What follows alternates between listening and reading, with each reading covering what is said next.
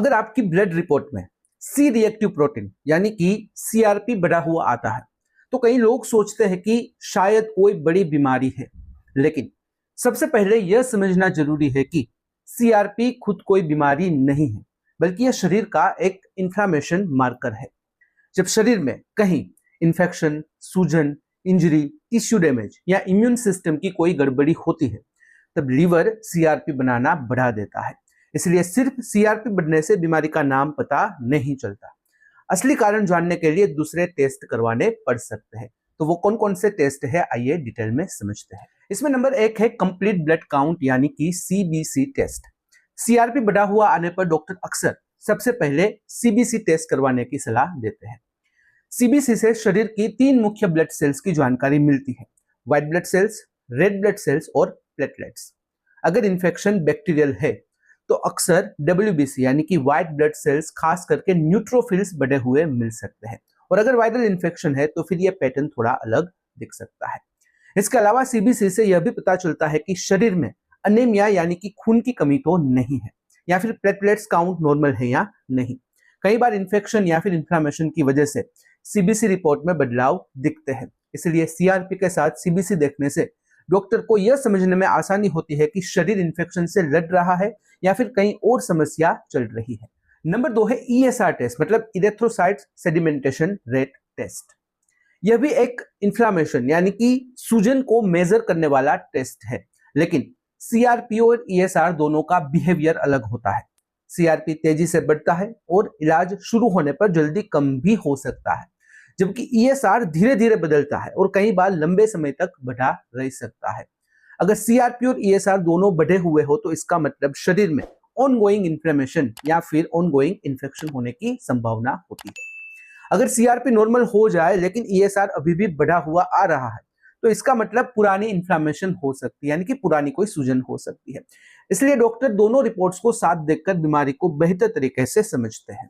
Number 3 है infection check, जिसमें urine test, culture test, chest x-ray इत्यादि करवाया जाता है। अगर सीआरपी बढ़ने के साथ बुखार है, खांसी है, गले में इन्फेक्शन है, पेशाब में जलन या फिर दर्द है, कमजोरी या फिर बॉडी पेन जैसे सिम्टम्स है, तो फिर डॉक्टर इन्फेक्शन ढूंढने के लिए दूसरे टेस्ट भी लिख सकते हैं, करवा सकते हैं।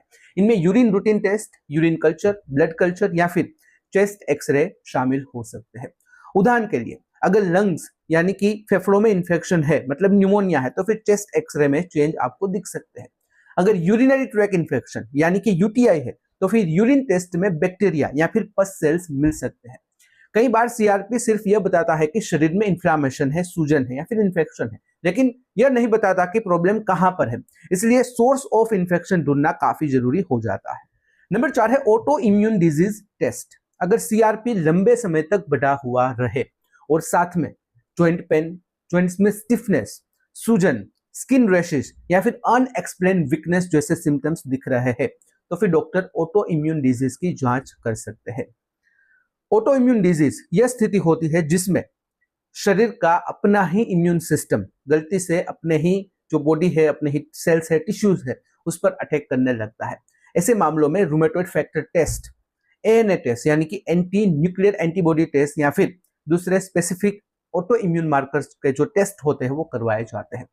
उदाहरण के लिए रूमेटॉइड आर्थराइटिस या फिर ल्यूपस जैसी डिजीज में, इस प्रकार की ऑटो इम्यून कंडीशन में इन्फ्लामेशन यानी कि सूजन लगातार बनी रहती है, जिससे सीआरपी बार बार बढ़ सकता है। इसलिए सिर्फ इन्फेक्शन ही नहीं, immune system disorders, auto immune disease भी सीआरपी बढ़ने की वजह हो सकते हैं। नंबर 5 है हार्ट रिलेटेड टेस्ट। कुछ केसेस में अगर पेशेंट को चेस्ट पेन हो रहा है, सांस फूल रही है, हाई ब्लड प्रेशर है, डायबिटीज की हिस्ट्री है या फिर हृदय संबंधित कोई रिस्क फैक्टर है, तो फिर डॉक्टर हार्ट रिलेटेड टेस्ट भी करवा सकते हैं। इनमें lipid profile, ECG, 2D eco या फिर कभी कभी HSCRP यानी कि हाई सेंसिटिविटी सीआरपी टेस्ट शामिल हो सकता है। HSCRP टेस्ट खास तौर पर यह देखने में मदद करता है कि शरीर में कोई लो ग्रेड इन्फ्लामेशन तो नहीं है, जो कि फ्यूचर में हार्ट अटैक या फिर कार्डियोवास्कुलर डिजीज रिस्क बढ़ा सकता है। इसलिए अगर सीआरपी बढ़ा हुआ आ रहा है और जो लक्षण दिख रहे हैं, जो सिम्टम्स दिख रहे हैं, वो हृदय संबंधित है, हार्ट रिलेटेड है, तो फिर डॉक्टर हार्ट इवेल्युएशन भी कर सकते हैं। नंबर 6 है लीवर और किडनी फंक्शन टेस्ट। कई बार सीआरपी बढ़ने की वजह शरीर में इंटरनल ऑर्गन से जुड़ी हुई समस्या भी हो सकती है। इसलिए डॉक्टर लीवर फंक्शन टेस्ट यानी कि एलएफटी और किडनी फंक्शन टेस्ट यानी कि केएफटी करवाने की सलाह दे सकते हैं। अगर लीवर या किडनी में इन्फेक्शन है, इन्फ्लामेशन है या फिर कोई डैमेज हो रहा है तो फिर टेस्ट एबनॉर्मल आ सकते हैं। क्योंकि सीआरपी लीवर के द्वारा बनता है, इसलिए लीवर हेल्थ को समझना भी काफी जरूरी माना जाता है।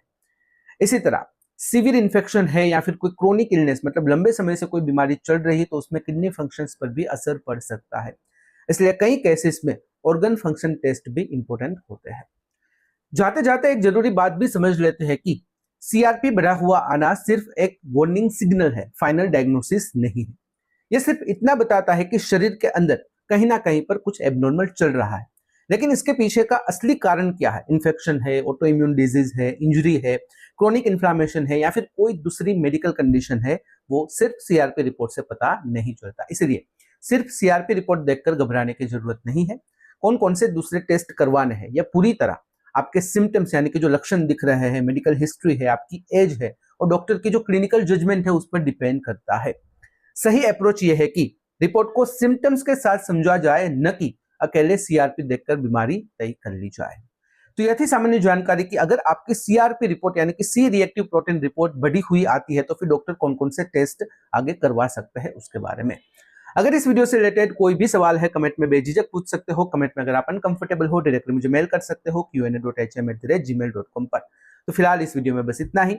आज का वीडियो ध्यान से देखने और सुनने के लिए आपका धन्यवाद। जय हिंद, जय भारत।